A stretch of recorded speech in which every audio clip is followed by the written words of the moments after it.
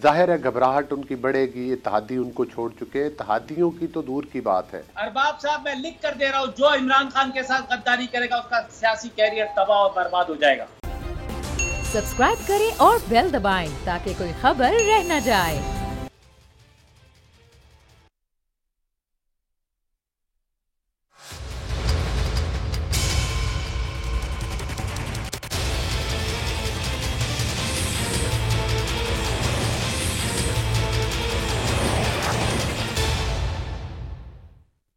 अस्सलाम वालेकुम, आप देख रहे हैं प्रोग्राम बस बहुत हो गया। मैं हूं अरबाब जहांगीर। पाकिस्तानी कौम किसके साथ है? ये सवाल बहुत सादा है, मगर इसको मानने के लिए कौन कौन आमादा है, ये असल सवाल है। क्योंकि कहीं हजारों तो कहीं लाखों लोगों का मजमा इकट्ठा किया जाता है। तमाशाई या जलसे के शुरका सड़कों पर धक्के खा रहे होते हैं और हुजूम की जानिब एक बंदा जो पेशे से सियासतदान होता है, हाथ में माइक थामे अपने सामने खड़े लोगों यानी पूरी कौम यानी 22 करोड़ आवाम के साथ अपने साथ होने का वो दावा करता है कि पूरी कौम मेरे साथ है। फिर ताजुब की बात यह है कि उसी सियासतदान का मुखालिफ कमोबेश उतने ही लोग किसी दूसरे मकाम पर एक हुजूम से हम कलाम होता है और वो भी वही दावा करता है कि पूरी कौम यानी 22 करोड़ आवाम हमारे साथ है। सियासतदानों के लिए यह कहना बहुत आसान होता है कि कौम मेरे साथ है, मगर सियासतदान के लिए यह साबित करना बहुत मुश्किल होता है कि दरअसल वो खुद भी कौम के साथ हैं। ऐसा क्यों होता है? ऐसा इसलिए होता है कि एक सियासतदान को अवामी नुमाइंदा बनने के लिए अवाम में जाना होता है। उसकी मुश्किलात, उसके मसाइल, उसके वसाइल, उसकी आमदनी, उसके अखराजात, बुनियादी ज़रूरियात ज़िंदगी समेत मुआशी, समाजी, फलाही, मजहबी सरगर्मियों का बगौर जायजा लेना होता है ताकि वो ये जान सके कि किस मसले की अहमियत कितनी है और हकीकतन अवामी या कौमी लीडर बनने के लिए उसे कौन कौन से इक़दाम करने की ज़रूरत है। फिर हुक्मरानों के इक़दाम खुद साबित कर देते हैं कि जिन मसाइल को वो हल कर रहे होते हैं वो हर तबके पर असरअंदाज हो रहे हैं या फिर सिर्फ मखसूस तबका ही इससे फ़ायदा उठा रहा है। वरना दूसरी सूरत में यह आवाम का मखसूस तबका अपने आप को किसी भी वक्त मुतमईन नज़र आएगा। ये हर वक्त मुतमईन नज़र आएगा। जब 1990 में बेनज़ीर भुट्टो की हुकूमत गिरी तो एक तबका उस वक्त भी खुश था, और जब 1993 में नवाज शरीफ की हुकूमत गिरी तो खुश लोग उस वक्त भी हो गए थे, और फिर जब 1996 में दोबारा बेनज़ीर की हुकूमत गिरी तो मिठाइयाँ उस वक्त भी बांटी गईं। फिर जब दूसरी बार 1999 में नवाज शरीफ की हुकूमत गिरी तो भंगड़े डाले गए, खुशियाँ मनाई गईं। जब फौजी हुकूमत आई तो मिठाइयाँ एक बार फिर बांटी गईं। फिर जब 2008 में जनरल मुशर्रफ ने सदारत छोड़ी, कौम को उस वक्त भी मुतमईन करार दिया गया। जब 2013 में पीपल्स पार्टी ने अपने 5 साल पूरे किए और नून लीग की हुकूमत आई, लोग तो उस वक्त भी मुतमईन थे। फिर जब 2017 में जेई और वजारत उज़्मा पर बैठे वजीर आजम नवाज शरीफ नाअहल हो गए, कौम उस वक्त भी खुश हुई। और फिर जब 22 साल की जिद्दोजहद के बाद इमरान खान वजीर आजम बने, कौम खुश है। ये उस दिन भी साबित कर दिया जाएगा जब इमरान खान की हुकूमत जाएगी, क्योंकि दर हकीकत जो हुक्मरान या सियासतदान ये कहता है कि कौम खुश है, वो खुशी कौम की नहीं बल्कि उसकी अपनी होती है। आज भी इस कौम की खुशी कुछ लोग इमरान खान को वजारत उज़्मा के मनसब से हटाने को ताबीर कर रहे हैं, तो कुछ कौम की खुशी को हुकूमती हल्का इमरान खान को ही हकीकी लीडर और हकीकी अवामी नुमाइंदा इस वक्त करार दे रहा है। आज ओवरसीज़ पाकिस्तानियों से खिताब करते हुए वज़ीर आज़म इमरान खान ने हस्बे मामूल साबिक सदर आसिफ अली, साबिक वज़ीर आज़म नवाज शरीफ, शहबाज शरीफ और मौलाना फजल रहमान को शदीद तनकीद का निशाना बनाया। अदम एतमाद के मामले पर इमरान खान ने यह कहा कि अपोजिशन अब जाल में फंस गई है, अदम एतमाद तो नाकाम होगी ही, आइंदा आम इंतखाबात भी इनके हाथ से जाएंगे। क्या कहा इमरान खान ने, जरा सुनिए। वज़ीर आज़म बड़े खुश हैं, उन्होंने अपोजिशन का शुक्रिया अदा किया क्योंकि अपोजिशन की वजह से कौम इस वक्त प्याज टमाटर की कीमतें भूल चुकी है। यानी महंगाई को इस वक्त एक साइड में रख दिया गया और हर जगह हर जानिब अदम एतमाद पर ही बात हो रही है। अब आज इस्लामाबाद में मीडिया से गुफ्तगू करते हुए साबिक वज़ीर आज़म शाहिद खाकान अब्बासी ने कौमी एहतसाब ब्यूरो यानी नैब पर यह कि तहरीक अदम एतमाद के मामले पर नैब इस वक्त मुदाखलत कर रहा है। किस तरह उन्होंने इल्ज़ाम लगाया, क्या गुफ्तगू की, जरा सुनिए। शाहिद खाकान अब्बासी के इस बयान और इल्ज़ाम के बाद नैब का फौरी जवाब आया। एक एलामिया नैब की जानिब से जारी किया गया जिसमें यह लिखा गया कि तहरीक अदम एतमाद से नैब का किसी किस्म का कोई ताल्लुक नहीं है। एलामिया में यह भी कहा गया कि नैब यकीन दहानी कराता है कि उसके किसी एहलकार का तहरीक अदम एतमाद से बिल्कुल कोई ताल्लुक नहीं है और ना ही होगा। नैब का ताल्लुक किसी सियासी जमात, गुरोह या किसी फर्द से नहीं बल्कि पाकिस्तान से है। नैब आइन और कानून के मुताबिक फ़राइज़ अंजाम देने पर यकीन रखता है। तो नैब ने यह अपने किरदार के हवाले से वजाहत कर दी, लेकिन जो सबसे अहम किरदार इस वक्त इस पूरी अदम एतमाद की तहरीक में है वो इत्तेहादियों का है।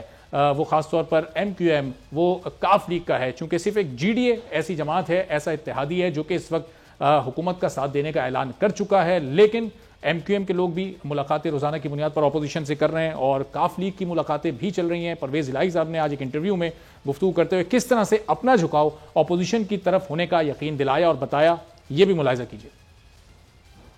तो बकौल परवेज इलाही साहब के अपोजिशन का झुकाव इस वक्त अपोजिशन इत्तेहादियों का झुकाव इस वक्त अपोजिशन जमातों की तरफ है, तो इसका बाकायदा फिर ऐलान क्यों नहीं किया जा रहा है? मामला फंसा हुआ कहाँ है, यही जानने की कोशिश करते हैं। अली गौर बलोच साहब नून लीग से हमारे साथ मौजूद हैं, पाकिस्तान तहरीक इंसाफ से आफ्ताब जहांगीर साहब मौजूद हैं। अली गौर साहब, ये इत्तेहादियों और अपोजिशन के दरमियान मामला कहाँ जाकर रुका हुआ है, फंसा हुआ किधर है? कौन सा ऐसा नुक्ता है जिस पर ये आप लोग एक इत्तेफाक नहीं कर पा रहे हैं? आखिर ऐलान क्यों नहीं किया जा रहा है इत्तेहादियों के साथ कि वो अपोजिशन के साथ हैं या फिर वो हुकूमत के साथ हैं? जैसे देखें GDA ने कर दिया है।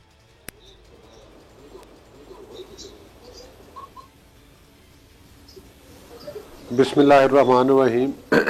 देखें, सूरत-ए-हाल ये है अरबाब साहब कि आपके इल्म में है कि जिस वक्त से अदम एतमाद आई है उस वक्त से प्राइम मिनिस्टर जो है वो बुखलाहट का शिकार हैं। आपने देखा है कि वो जिस जलसा में भी जाते हैं वो अखलाकियात का पहले दरस दिया करते थे, लेकिन आजकल वो सिर्फ़ और सिर्फ अपोजिशन के जो कायदीन हैं, जो लीडरान हैं, उनको गालियाँ देते हुए नज़र आते हैं।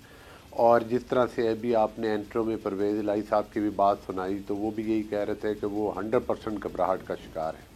जाहिर है घबराहट उनकी बढ़ेगी, इत्तेहादी उनको छोड़ चुके हैं। इत्तेहादियों की तो दूर की बात है, उनकी अपनी पार्टी के जो अरकान पार्लिमान हैं वो भी उनके साथ काफ़ी हद तक नहीं है, उनका साथ छोड़ चुके हैं।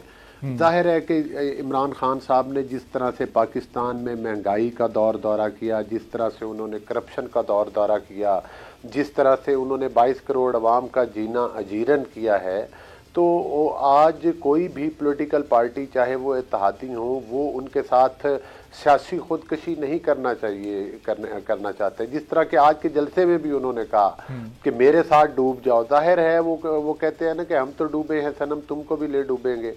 लेकिन आज जो उनके सनम हैं वो उनके साथ डूबने के लिए तैयार नहीं हैं। वो चाहते हैं कि हम सियासी खुदकशी नहीं करना चाहते, हम इत्तेहादी ज़रूर थे लेकिन हम एक अलग पॉलिटिकल पार्टीज हैं। हाँ, यकीनी तौर पर अभी बाकायदा तौर पर अनाउंसमेंट नहीं हुई, लेकिन हालात वाक़यात बता रहे हैं कि वो इमरान खान को छोड़ चुके हैं। आप काफ लीग की बातों से अंदाजा कर लें, यही वजह अगर बाकायदा तौर पर ऐलान ना होना, इस जानिब भी एक इशारा है ना कि अभी तक अपोजिशन और इत्तेहादियों के मामलात अभी तक 100% तय नहीं हुए हैं। अभी भी कुछ % कुछ नुकात ऐसे हैं जो तय होने अभी बाकी हैं।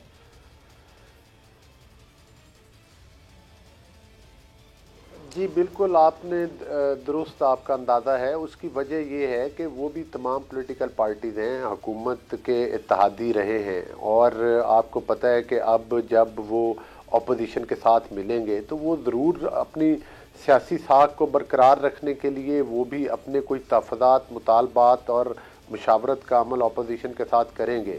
लेकिन मैं समझता हूँ कि काफ़ी हद तक मामला तय हो चुके हैं, सिर्फ अब अनाउंसमेंट्स बाकी हैं और जो आने वाले 2-3 रोज़ में आपको होती हुई नज़र आ जाएंगी।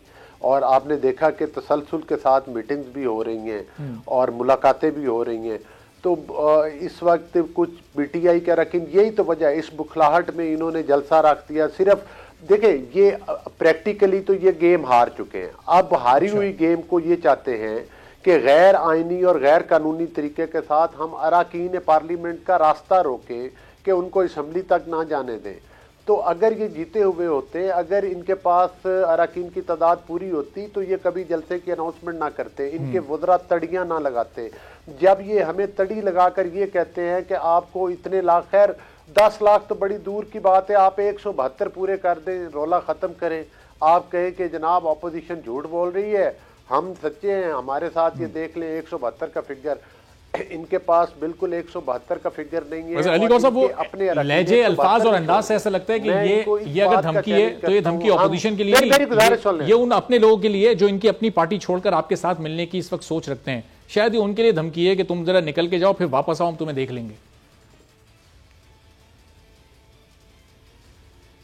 नहीं, देखिए, ये धमकी सब लोगों को दे रहे हैं, क्योंकि इनको पता है कि अब इनके पास अक्सरियत तो रही नहीं है।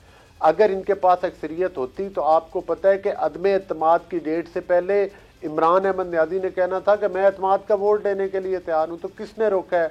आपने जो जलसा रखा है, जिस 10 लाख की बात करते हैं, वो तो इंशाअल्लाह ताला आपसे 1 लाख भी पूरा नहीं होगा, और उसके मद्दे मुकाबल आपको एक ऑपोजिशन पार्टी का जमे गफीर का सामना करना पड़ेगा। जाहिर है आप जिस ज़बान में इमरान अहमद नियाज़ी साहब समझते हैं उनको उसी ज़बान में समझाएंगे।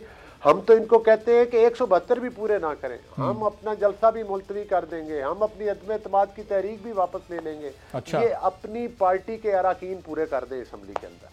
अच्छा। अपनी पार्टी के इत्तेहादियों की तो बड़ी दूर की बात है, अपनी पार्टी के अराकीन पूरे कर दें तो जाहिर है अब आओ। और अगर इनके पास अराकीन की तादाद पूरी होती तो इनको इतने लंबी तारीखें इन्होंने क्यों देनी थी। सही, ये तो बड़ा ही सादा सा हो गया मामला। अली गौर साहब, ये चले आफ्ताब जहांगीर साहब से पूछ लेते हैं कि आफ्ताब साहब, जमा क्यों नहीं। अली गौर साहब ने तो इतना सादा कर दिया मामला कि आप अपने अराकीन को पूरा कर लें, अपने तमाम लोग अपने इत्तेहादियों को लाकर दिखा दें, ये जलसा भी वापस हो जाएगा, अदम एतमाद भी वापस हो जाएगी।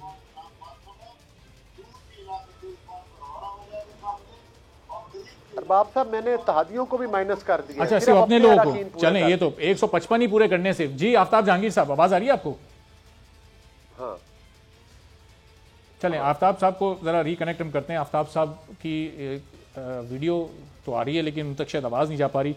तो लेकिन अली गौर साहब, ये आज ये पीडीएम का भी इजलास हुआ है, ये 24 वाला जो मार्च का आप लोगों ने ऐलान किया है, ये 24 को सिर्फ एक लॉन्ग मार्च करने जा रहे हैं या ये कोई धरने की शक्ल इख्तियार कर जाएगा? हुकूमत ने 27 तारीख को करना है तो आपके लोग, मौलाना साहब के लोग वहां आ जाएंगे और फिर वो 28 तारीख तक वहीं क़याम करेंगे जब तक कि अदम एतमाद निमट नहीं जाती। ये इस तरह की कोई हिकमत अमली है?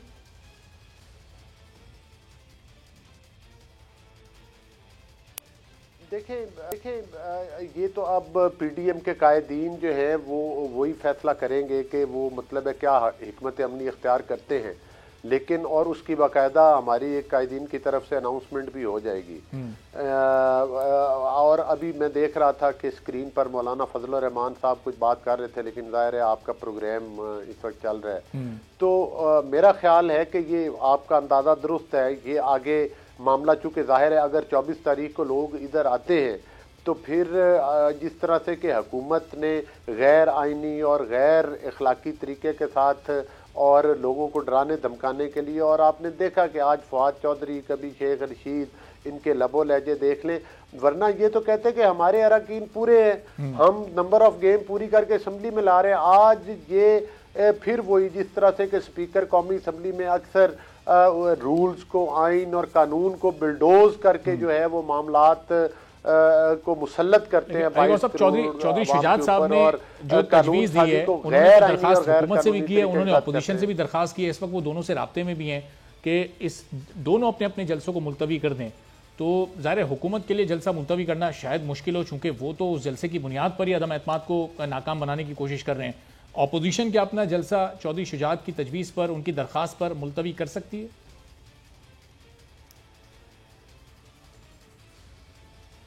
देखें, जो हुकूमत है ये आपकी बात में ही आपका जवाब है कि जो हुकूमत है, यही तो मैंने अर्ज़ की है कि हुकूमत को ने जब अपनी अक्सरियत खो दी है तो उसके बाद अब सिंपली बात है कि वज़ीर आज़म को मुस्ताफ़ी हो जाना चाहिए, इनको फौरी तौर पर इस्तीफ़ा दे देना चाहिए। अब वो क्या कर रहे हैं, अपने होछे हथकंडों के ज़रिए वो अरकान पार्लिमान को, सिर्फ अब उनके पास यही रह गया है कि एक स्पीकर की तड़ी है कि चूँकि उसने प्रिजाइडिंग ऑफिसर होना है तो वो कोई गैर कानूनी तरीका अपनाएगा, और स्पीकर साहब उसका इजहार भी कर चुके हैं। और दूसरी बात यह है कि वो लोगों को इकट्ठा करके सिर्फ पार्लिमान के रास्ते बंद करना चाहते हैं कि जो अरकान पार्लिमान हैं वो अपना वोट का हक ना इस्तेमाल कर सके। लेकिन ये ख्वाब उनका और ये ख्वाहिशें उनकी शर्मिंदा ताबीर नहीं हो सकेंगी, और इंशाअल्लाह ताला अरकान पार्लियामेंट जाएंगे भी, जिसमें आपको बेशतर पीटीआई के अरकान भी जाकर इनके खिलाफ वोट इस्तेमाल करेंगे और इत्तेहादियों के फैसले भी 1-2 रोज़ में आपके सामने आ जाएंगे। अब इमरान खान को पता है कि वो जिस तरह से उन्होंने 22 करोड़ आवाम को डबोया है, जिस तरह से कि अब उनकी नैया डूब रही है, तो उनके इत्तेहादी यकीनी तौर पर उन्होंने अपनी सियासत का अमल जारी रखना है। वो उनके साथ मिलकर सियासी खुदकशी नहीं करेंगे। अच्छा। उनको पता है कि बल्ले के निशान के ऊपर जो है वो आवाम का अली गौर साहब, फिर ये इत्तेहादियों पर अभी तक हुकूमत को इतना है, और ये हुकूमत के खुद अपने वजीर मुशीर, इनको ये एतमाद कहाँ से मिल रहा है जो ये कह रहे हैं कि हम अदम एतमाद को नाकाम बना देंगे? आफ्ताब जहांगीर साहब, एक जीडीए अभी तक ऐसी आपकी इत्तेहादी जमात है जिसने ऐलान किया है कि वो वजीर आजम को और पाकिस्तान तहरीक इंसाफ को, इस हुकूमत को सपोर्ट करेगी, MQM काफ लीग बज़ाहिर इनका झुकाव इस वक्त मुकम्मल तौर पर अपोजिशन की तरफ है। परवेज इलाही साहब की गुफ्तगू भी आपने आज सुन ली इंटरव्यू में, तो ये आप लोगों को कहां से एतमाद आ रहा है कि आप इस तहरीक एतमाद को नाकाम बना देंगे जब नंबर गेम आपके पास है ही नहीं? देखिए, मैं तो अरबाब बिल्कुल समझने से कासिर हूँ कि मेरे जो अलायंस है, हमारे काफ लीग हो गया या MQM हो गया या कोई दूसरी पार्टी, इस वक्त असल में बाजार लगा हुआ है। इस वक्त बारगेन का गेम चल रहा है कि बारगेन हो रही है कि जी आप मुझे वजीर आला बना दें, हम आपके साथ हैं। आप वजीर आला नहीं बनाएंगे तो हमारे साथ पीपल्स पार्टी ने वादा कर लिया है कि जी हम आपको वजीर आला बना देंगे। अच्छा। मतलब वजीर आला, वजारतें, ये आफ्ताब साहब ये काफ लीग की आप बात करें, काफ लीग हुकूमत से कह रही है कि हमें वजीर आला बना दें, नहीं तो हम डील कर चुके हैं। तो आप ही ने अभी दिखाया, आप ही का चैनल नीचे लिखा हुआ आ रहा था, मैं आपके चैनल को ही देख रहा हूँ, उस पर लिखा हुआ आ रहा था। मैंने तो नहीं वो मीडिया टॉक सुनी जो आसमा उस्मा बुखारी के साथ जो है मेहर बुखारी परवेज इलाही साहब, लेकिन उसमें जो आप लिखा हुआ दिखा रहे हैं वो कह रहे हैं कि जी जो वजारत आला देगा मैं उसकी तरफ चला जाऊंगा। मतलब ये हाल है कि आप मुझे बताएं कि आप 1 साल रह गया, क्या ये मुस्लिम लीग नून ने ये सियासत करनी थी कि हमेशा वही छांगा मांगा, वही खरीदारी, वही वो कहें कि भाई आप हमारे साथ 14-15 साल से हमारे साथ इख्तिलाफ चल रहा था आपका, आप 6 महीने साल और रखें हमारे साथ इख्तिलाफ, हम आवाम की अदालत में जाएंगे, आवाम फैसला करेगी कि जी हमें क्या फैसला करना है। हमने इमरान खान को रिजेक्ट करना है, हमने काफ लीग को रिजेक्ट करना है, हमने MQM को रिजेक्ट करना है। ये अदम एतमाद का जो ऑप्शन है, ये तो जाहिर है आईने पाकिस्तान की हुदूद में रहते हुए ये अप्लाई इसको उन्होंने किया है ना, ये उन्होंने ऑप्शन आईनी ऑप्शन को इस्तेमाल किया है। कोई गैर जमहूरी या गैर आईनी तरीका तो नहीं अपना रहे हो आपकी हुकूमत को घर भेजने के लिए? आपकी अरबाब भाई, आपकी आवाज नहीं आ रही मुझे। हाँ, ये कोई गैर आईनी या गैर जमहूरी ऑप्शन या उस तरीकेकार पर तो नहीं गई ना अपोजिशन, नून लीग और पीपल्स पार्टी? ये तो एक आईनी तरीके से आपकी हुकूमत को घर भेजना चाह रहे हैं। नहीं, वो बिल्कुल सही है। मैं तो कह रहा हूँ ना कि ठीक आईनी तरीका है, लेकिन तरीकेकार जो है, देखिए पहले हमेशा एक आईनी तरीका ये है कि जी आप अपना एतमाद भी लेकर आए, सब कुछ लेकर आए, लेकिन लाने के लिए या तो आपके पास खुद लोग चलकर आए होते, कहते कि जी हम तंग आ गए हैं, हम आपका साथ देना चाहते, बिला किसी शराइत के बगैर गैर मशरूत हम आपकी हमायत करते हैं, हम इस हुकूमत से तंग आ गए, इसने हम अपने हल्कों में नहीं जा सकते, हम इनमें नहीं जा सकते। देखिए बात यह है कि वजारतें आप इस्तीफा दे देना, इस्तीफा दे, चाहे वो PTI का अगर कोई नाराज वो है, वो कहे कि जी मैं अपनी पार्टी से खिलाफ करते हुए इस्तीफा देता हूँ, फिर आवाम की अदालत में जाऊंगा। तो आफ्ताब साहब, ये आपकी क़यादत इस्तीफा तलब करे ना, इत्तेहादियों से जिनको वजारतें दी हुई उनसे भी इस्तीफा तलब कर लें, उनको आप बताएं कि अगर आप हमारे साथ खड़े नहीं रह सकते तो आप दे दें। लेकिन आपको डर है फिर वजीर आजम को इस्तीफा देना पड़ जाएगा अगर नंबर्स पूरे ना हुए तो, इत्तेहादी अलग हो गए तो। अगर आपको क्या इख्तिलाफ होता है अपने मैनेजमेंट के साथ, बाप तो आप क्या करोगे? आप कहोगे भाई ठीक है, मैं आपको अल्लाह हाफिज कह रहा हूँ, मैं आपको नोटिस दे रहा हूँ, मैं जा रहा हूँ, मैं किसी और चैनल पे चला जाऊंगा, अपना YouTube चैनल खोल लूंगा, कुछ भी कर लूंगा। आपको हमसे इख्तिलाफ है ना, आप कहते हो कि जी आपकी परफॉर्मेंस अच्छी नहीं है, आपने हमसे कोई वादे पूरे नहीं किए, आपने सारा कुछ किया, लेकिन आप इंतजार कर रहे हो कि आपके पास दूसरी ऑपोजिशन की पार्टियां आए और वो आपको ऑफर करें कि आप वजीर आला बन जाओ, आप ये वाली मिनिस्ट्री ले लो, आप ये ले लो, आप ये ले लो, ये ले लो, तो तब हम आफ्ताब साहब, जब ये 3.5 साल पहले जब आपने इन लोगों को इत्तेहादी बनाया था, तब आप लोगों को आपसे बेहतर तो इनका पास कोई भी नहीं जानता था। माजी में ये तमाम जमातों के इत्तेहादी रह चुके हैं, वो सियासतदान है, सियासी मौका देखकर वो चौका तो लगाएंगे। बने थे। अच्छा देखिए, सुन ले अरबाब, जिस उस वक्त जो उन्होंने बातचीत की थी कि जी हमें ये मिलना चाहिए, वो उनको मिला। इन्होंने कहा स्पीकरशिप मिलनी चाहिए, वो उनको मिली। इन्होंने कहा हमें इतनी वजारतें मिलनी चाहिए, वो इनको मिली है। हमारा इन अजला के अंदर हमारा होल्ड चलेगा, वो उनको मिला। MQM ने बोला कि हमें इतनी वजारतें चाहिए, वो उनको मिली। उन्होंने कहा हमें इतने फंड मिलने चाहिए, वो उनको मिले। अच्छा। मतलब जो उस वक्त की बारगें थी, अब आपके वक्त के साथ अब आप हमसे नहीं, हमारे साथ तो आप वो कर रहे हैं कि जी हमें ये ऑपोजिशन ये ऑफर कर रही है, आप इससे अब आफ्ताब साहब, ज़ाहिर है आपका मौक़िफ़ ये है कि आप लोगों ने अपने तमाम वादे पूरे किए, लेकिन ऑपोजिशन के अपने शिकवे शिकायत तहफ़्फ़ुज़ात अपनी जगह है कि हुकूमत ने 3.5 सालों में 10-20% वादे भी पूरे नहीं किए। मैं सीधा साधा आदमी हूँ, मुझे ये इस किस्म की, मैंने अपनी पार्टी से वादा किया हुआ, अपने कायद का वफादार हूँ, हर हाल में वफादार रहूंगा, मुश्किल हो आसानी हो। अपने ना मैंने आज तक कोई डिमांड की कि जी मुझे कुछ दिया जाए, ना मैंने कभी, आपने मेरे बारे में नहीं सुना होगा कि मैंने कहा हो कि जी मैं नाराज हूँ कि कुछ भी है। हो सकता ठीक है है, बहुत चलें सारी आफ्ताब साहब, ये रिजर्वेशंस पॉइंट मुझे आपका आ गया। मेरे हल्के ब्रेक के हवाले से हो, लेते, ब्रेक के बाद फिर गुफ्तगू को जरा यहीं से शुरू कर। पीडीएम का इजलास हुआ स्टीयरिंग कमेटी का, उसमें पीपल्स पार्टी के कुछ लोगों ने भी शिरकत की। तो क्या पीपल्स पार्टी एक बार फिर पीडीएम का हिस्सा बन चुकी है? वजीर आजम ये कह रहे हैं कि आवाम प्याज और टमाटर की कीमतें भूल चुके हैं, यानी महंगाई को इस वक्त भूल चुके हैं। क्या ऐसा है? हकीकतन ऐसा नहीं है। एक ब्रेक के बाद इन तमाम नुकात पर बात करेंगे।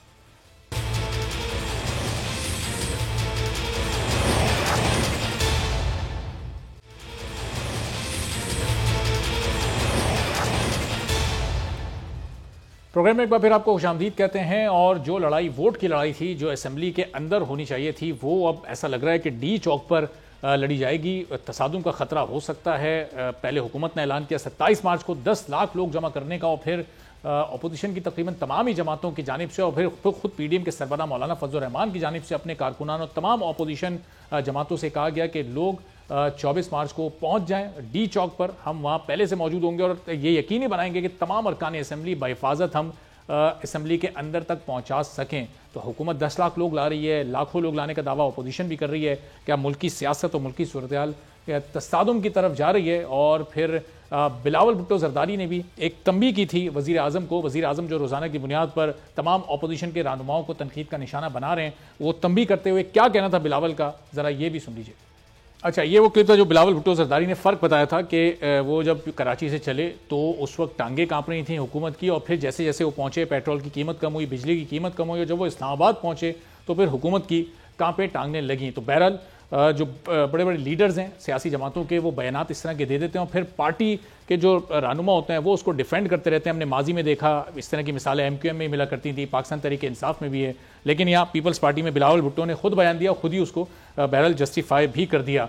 तो अली गौर बलोच साहब, आज पीपल्स पार्टी भी दोबारा पीडीएम में शामिल हो गई। आज के इजलास में उन्होंने भी शिरकत की। तो अपोजिशन मजबूत से मजबूत तर होती जा रही है।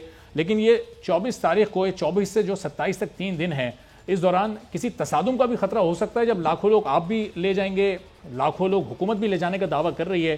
तो ये इस माहौल से क्या बचा नहीं जा सकता? कैसे इससे बचा जाए? आपकी क्या तजवीज़ है आपके जहन में?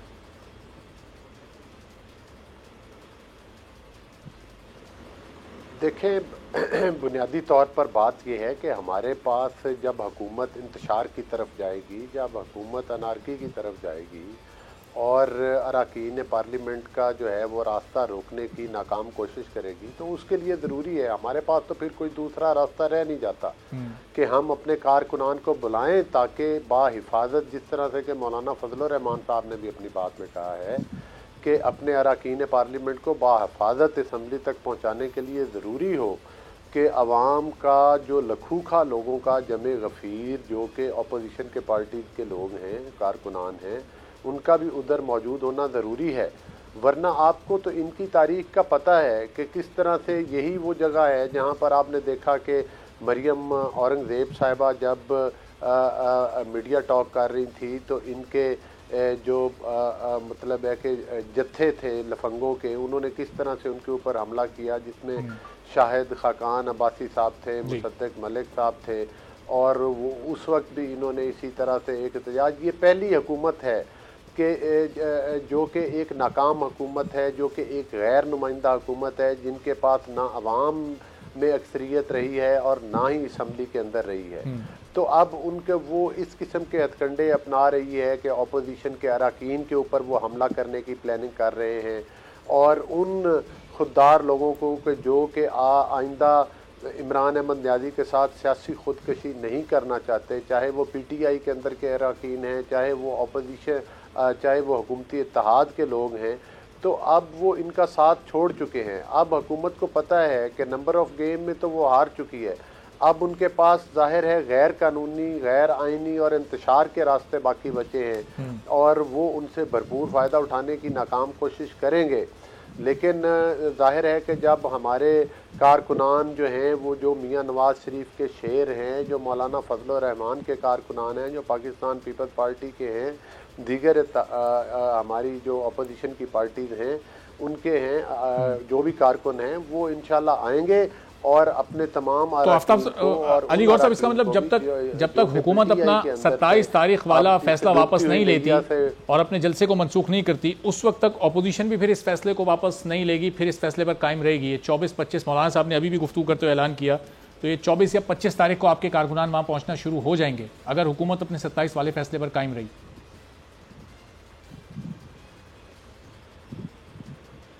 जाहिर है OIC की मीटिंग है और आपको पता है कि बुनियादी तौर पर हम एक मेहमान नवाज कौम है, तो वो मतलब है कि उसके बाद फिर हम अपने कारकुनान को भी अपनी लीडरशिप के जिस तरह से कि उन्होंने गाइडलाइन दी है उसके मुताबिक उनको कहेंगे, हदायत जारी कर दी गई हैं और मज़ीद कल तक कर दी जाएंगी कि वो इस्लामाबाद पहुँचे। हमारी लीडरशिप और अरकान असम्बली जो है वो कारकुनान को इधर इस्तकबाल करेंगे उनका, और हमारे पास तो चारा कोई नहीं रह जाता। और रास्ता आप मुझे बताएं, आपके पास कोई तजवीज़ है तो आप बता सकते हैं मीडिया पर। जाहिर है कि आप तजर्बाकार साफ़ी है कि जब एक हुकूमत जो है वो अपोजिशन का तो सुना था कि वो हुकूमत के ख़िलाफ़ जलसे भी करते हैं, पुरअमन एहतजाज भी उनका आईनी राइट है। आपको याद है कि जब इमरान अहमद न्याजी भाषण दिया करते थे और वो कहते थे कि भाई हम तो एहतजाज करना जो है वो हमारा आईनी हक है, तो ये तो अलीगौर साहब, वैसे आप लोग ये हुकूमत जब से जलसे का ऐलान किया है, आप लोगों की लीगल टीम लीगली कुछ इस पर सोच रही है, कुछ कानूनी नुक्ता नजर से इस पर गौर किया जा रहा है कि अदालत जा सकते हैं आप लोग, हुकूमत को पाबंद करवा सकते हैं कि ये अमल ना किया जाए, ये रास्ता ना रोका जाए? क्या कानूनी तौर पर कुछ गुफ्तो शनीद हुई है आप लोगों की?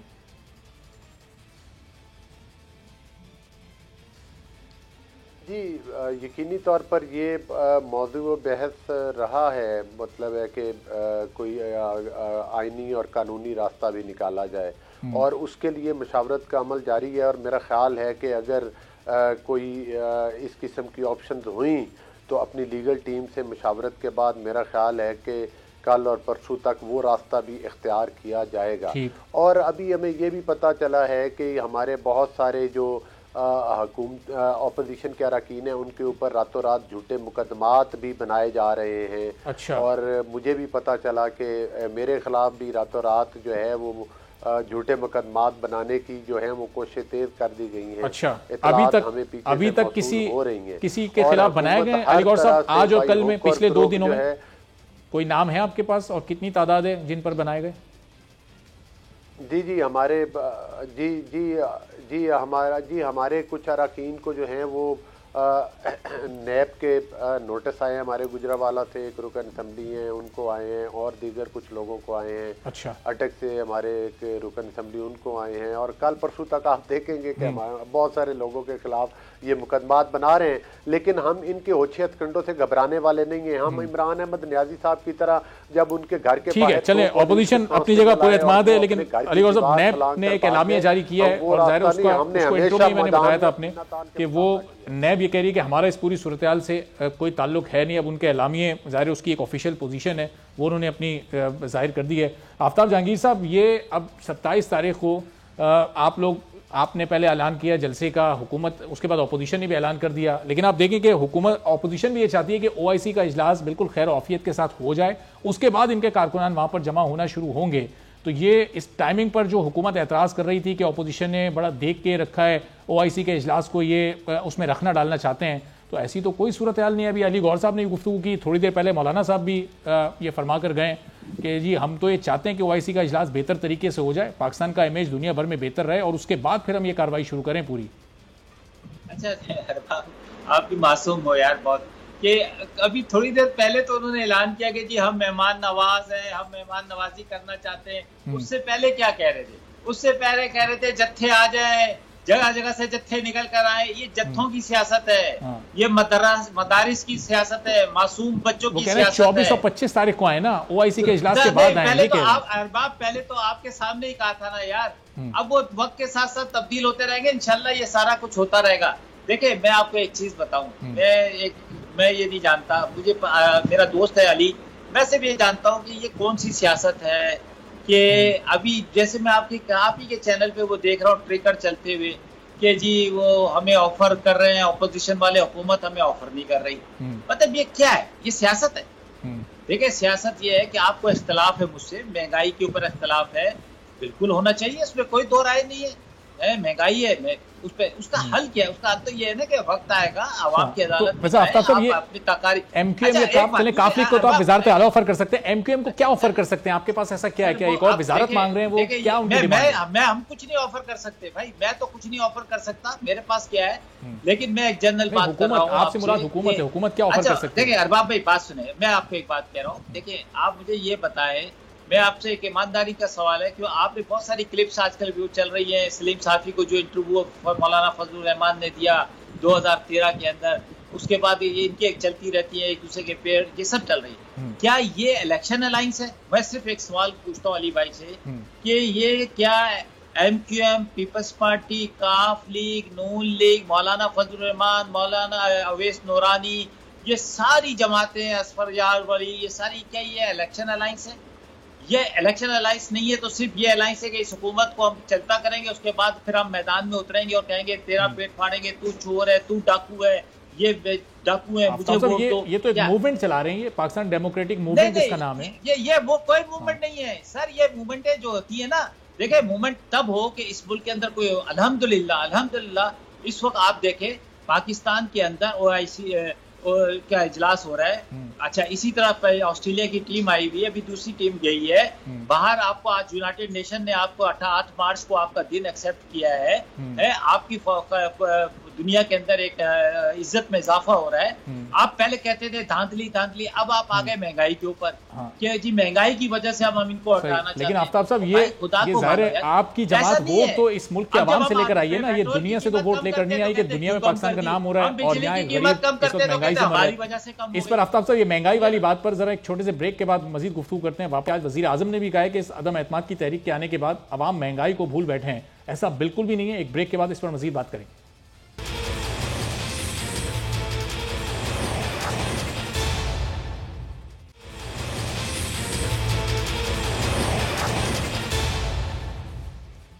प्रोग्राम में एक बार फिर आपको खुशामदीद कहते हैं। तो ब्रेक से पहले बात हो रही थी कि महंगाई एक ऐसा फैक्टर है जिस पर अपोजिशन की, हुकूमत की इत्तेहादी जमातों को भी मुस्तकिल बुनियादों पर तहफ़्फ़ुज़ात रहे, इस पर अपोजिशन भी शोर मचाती रही, अवाम भी इस पर परेशान रही और अब वज़ीर आज़म ये कह रहे हैं कि इस अदम एतमाद की वजह से अवाम इस वक्त महंगाई को भूल चुकी है। तो आफ्ताब जहांगीर साहब, ज़ाहिर है कि ऐसा बिल्कुल नहीं है कि अवाम इस महंगाई को भूल चुकी है। इस वक्त आप देखें पूरे मीडिया पर चूँकि वो अदम एतमाद वाली बात चल रही है, तो शायद इस वक्त अवामी रिएक्शन वो आपको नज़र नहीं आ रहा। वरना आप मार्केट्स में जाएँ, आप सड़कों पर निकलें, लोगों से बात करें, तो लोगों में महंगाई को लेकर आज भी वही गम व गुस्सा है जो ये इस अदम एतमाद के जमा होने से पहले था। तो वजीर आजम या हुकूमती वजीर मुशीर अहमनेज ये ना सोचे कि महंगाई खत्म हो गई या आवाम भूल गई है। अच्छा अरबाब, क्या ये महंगाई सिर्फ पाकिस्तान के अंदर है, वहाँ की आवाम के अंदर गम व गुस्सा है? आपको पता है कि यूरोप में इस वक्त रिकॉर्ड, अमेरिका में 40 साल के बाद, इंग्लैंड के अंदर मेरा क्योंकि ताल्लुक है, मेरे वहाँ भाई रहते हैं, रिश्तेदार रहते हैं, वो कहते हैं कानों को हाथ लगा रहे हैं आफ्ताब भाई, लेकिन वो कहते हैं कि हमें पता है ये हालात के साथ है। ये देखें महंगाई अपनी जगह पर है, मैं ये नहीं कह रहा, लेकिन आप उसके साथ साथ देखें, कभी आप जरा सर्वे तो करें, आपको पता चलेगा कि महंगाई के साथ साथ लोगों के अंदर रोजगार भी बढ़ा है। आपने देखा कि कंस्ट्रक्शन इंडस्ट्रीज कैसे चली है, motor industry, bike industry, textile industry, लोगों के लिखे हुए हैं कि मजदूर चाहिए, कारीगर चाहिए। लेकिन आप मुझे बताएं कि लोग महंगाई को खत्म करने का तरीकेकार यही है कि स्कूल, अस्पताल, हमने हेल्थ कार्ड, तो आफ्ताब साहब जैसे चीजों की कीमतों में 200-200% इजाफा हुआ है, क्या ऐसे ही लोगों की तनख्वाहों में, लोगों की आमदनियों में भी ये 200-300-300% इजाफा हुआ है? कहीं कोई एक सेक्टर आप बता दें जहां लोगों की तनख्वाह 200% बढ़ी हो, जिस तरह तेल की कीमत बढ़ी है? आप प्राइवेट सेक्टर है, मैं आपसे पूछता हूं कि आप प्राइवेट सेक्टर है, आपका इदारा है, आपकी तनख्वाह में कितना इजाफा किया है? चैनल्स में तो तनख्वाह में इजाफा नहीं होता। आपके चैनल्स जो हैं अपनी मर्जी से चैनल उन्होंने बनाए, किसी ने कनपट्टी पे बंदूक रखकर उनसे चैनल नहीं बनवाए थे। लेकिन उन्होंने जब कहते हैं कि 3-3 महीने हो जाते हैं, 4-4 महीने होते हैं, एम्प्लॉइज को तनख्वाह ही नहीं मिलती है, इसमें गवर्नमेंट का क्या कसूर है? एडवर्टाइजमेंट आपको गवर्नमेंट देती है, अभी आपके इतने एडवर्टाइजमेंट चल रहे होते हैं। यही पाकिस्तान तहरीक इंसाफ की हुकूमत आने के बाद एडवर्टाइजमेंट के, इस एडवर्टाइजमेंट के बजट में कितनी कटौती हुई, आपको इसका इल्म है? पहले की हुकूमतों के अंदर भी यही होता था कि करप्शन है, महंगाई है, ये वक्त के साथ चलती है। अल्हम्दुलिल्लाह हमने इस पे बहुत काबू पाया। हेल्थ कार्ड हमने दिया, हमने कामयाब नौजवान प्रोग्राम दिया, हमने एहसास प्रोग्राम दिया, अभी हम रमजान राशन प्रोग्राम लेकर आ रहे हैं, हमने इंडस्ट्रीज को खड़ा किया है। आप यही तो खौफ है इनको कि ये खौफ ऑपोजिशन को क्या है कि अगर ये 2023 में जब आवाम के पास जाएंगे तो ऐसा ना हो कि हम वाइस वॉर हो जाए, ये वाइस वॉर हो जाएंगे, क्योंकि आवाम को पता चल गया है कि आवाम के लिए तो आफ्ताब साहब इनको तो ये खौफ है, चले इनको ये खौफ है जो आपके अंदर के लोग वो आपसे नाराज हैं, जो तरह तरह के ग्रुप बने हुए हैं, उनको भी क्या खौफ है?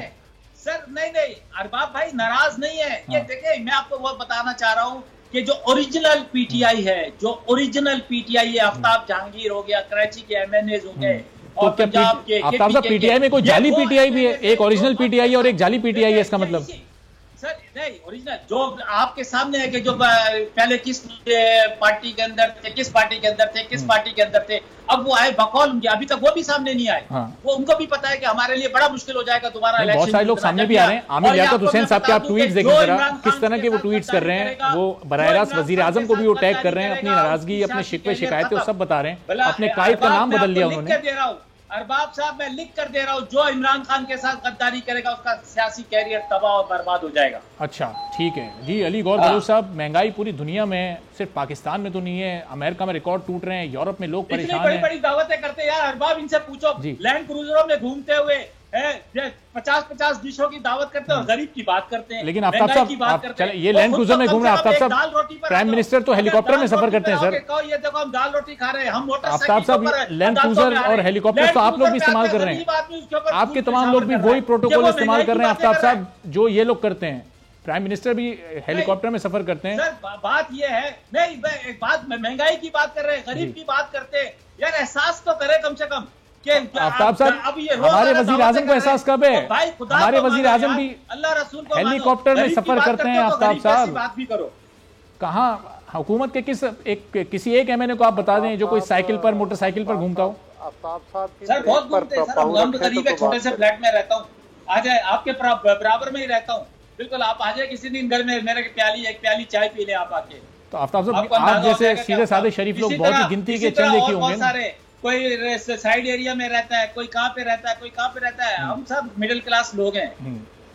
चलें ये 6-7 साल बाद जब आपके 1-2 टेन्योर अगर हो अल्लाह ने पूरे किए तो फिर आपसे पूछेंगे। भाई अल्लाह का बड़ा करम है, तो जिस बेड पे सोता हूँ समझता हूँ कि महल पे सो रहा हूँ, क्योंकि मुझे नींद बड़ी सुकून से आती है। सही। जो खाता हूँ समझता हूँ कि बेहतरीन खा रहा हूँ, अल्लाह के दिए हुए मैं शुक्र अदा करता हूँ, अल्लाह ने बहुत दिया है, लेकिन मैं अपनी जिंदगी को जिस तरह चाहता हूं मुझे पता है कि मैंने अपनी जिंदगी चलें जरा अली गौर साहब, ये अब 1 साल तो रह गया था इस हुकूमत का, थोड़ा सा और सब्र कर लेते, बराह रास्त अवाम ही फैसला कर देती कि अगला टेन्योर किसको मिलना है, क्योंकि ये तो बहुत कॉन्फिडेंट है कि 2023 में एक बार फिर पीटीआई का दौर है।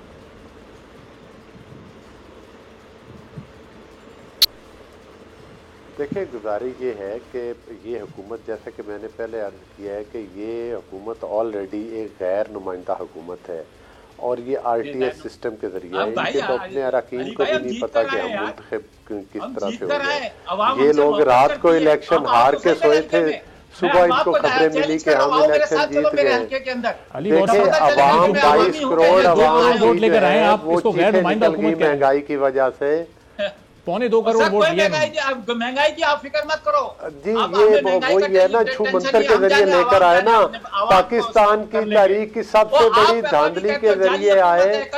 अब आफ्ताब साहब देख, अच्छा आफ्ताब साहब जरा मौका तो दे रहा है, अली भाई अपना आर्गुमेंट तो पूरा कर लें, आफ्ताब साहब जरा मौका दीजिएगा। ये तहम्मुल के साथ बात सुनने के लिए तैयार नहीं है। आफ्ताब साहब आप गुजारिश तो सुन लेना, आप बात तो सुन लेना तो आवाज भी सही आएगी, जरा मौका तो दीजिए।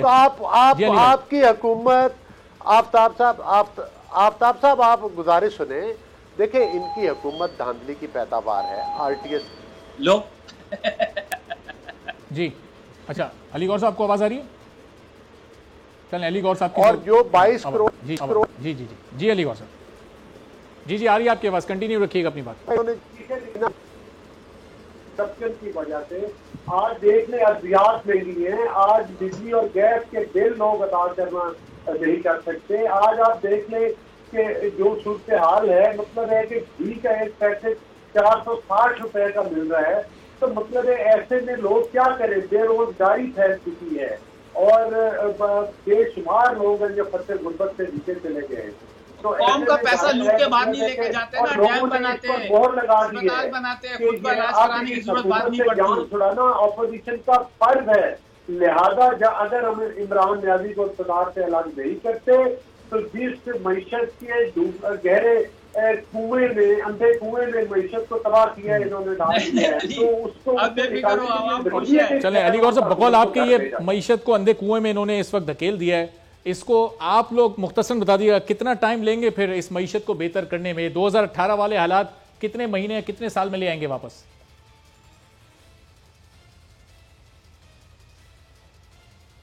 चलें, अली गौर साहब से गालिबन राब्ता मुनक़ता हो गया। ये सवाल अगले आने वाले किसी प्रोग्राम में अली गौर साहब से या नून लीग के और अपोजिशन के लोगों के सामने रखेंगे। बहुत बहुत शुक्रिया अली गौर बलोच साहब। आफ्ताब जहांगीर साहब पाकिस्तान तहरीक इंसाफ से नून लीग से हमारे साथ मौजूद थे। ज़ाहिर है अपोजिशन का इस वक्त ये बयानिया, और ये बयानिया किसी हद तक आवाम के दिल के करीब भी है कि महंगाई रिकॉर्ड तोड़ है, लोग बहुत ज़्यादा इस वक्त परेशान हैं, घर के बजट बनाने में बड़ी मुश्किल का सामना होता है, लेकिन हुकूमत ये मानने को तैयार नहीं। और जस्टिफिकेशन ये है कि पूरी दुनिया में महंगाई है, इसलिए पाकिस्तान में महंगाई है। इस हुकूमत ने पाकिस्तान से वोट लिए थे, तो पाकिस्तानियों की बुनियादी ज़रूरियात का ख्याल रखना इस हुकूमत का ही काम था, और अगर नहीं रखा तो फिर 2023 या जब भी इलेक्शन होंगे वो दूर नहीं है, बहुत करीब है। आने वाले दिनों में हुकूमत को अपने इस रवैये को ज़रूर देखना होगा। आज के प्रोग्राम से इजाज़त दीजिए, अल्लाह हाफ़िज़।